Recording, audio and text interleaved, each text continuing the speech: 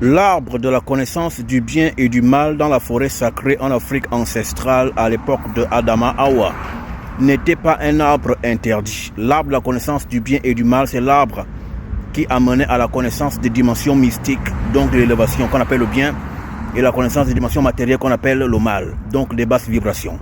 Donc l'arbre de la connaissance du bien et du mal, c'est l'arbre de la connaissance du monde invisible et du monde visible. C'est en fait l'arbre qui permet de connaître à la fois les dimensions invisibles et les dimensions visibles. Et les seules fois que l'homme peut atteindre la connaissance totale de l'invisible et du visible, c'est lorsqu'il s'en va au sexe.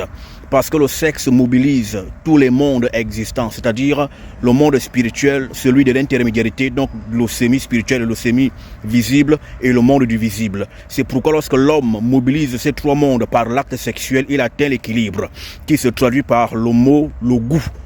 Car le goût, c'est l'équilibre de l'homme atteint. Il n'a donc pas été interdit à l'homme de connaître le sexe, mais il avait été dit à l'homme de d'abord connaître la dimension de l'éternité avant de toucher au sexe. C'est pourquoi l'entité initiatique lui avait dit à lui, Moto et Hawa, qui était encore en lui, que le jour où il en mangera, il mourrait. Cette parole voulait sous-entendre ceci: deviens d'abord éternel et après tu toucheras à la science universelle qui ne peut tuer les êtres déjà éternalisés.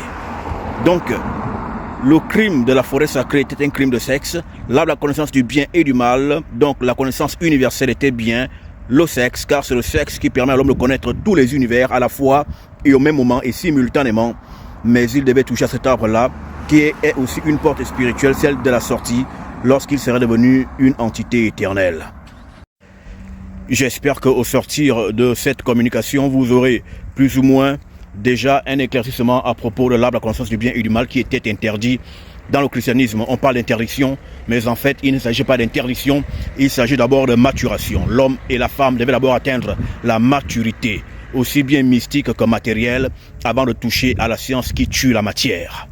Que Nti et vous bénisse et vous garde en Yisaya Ongola.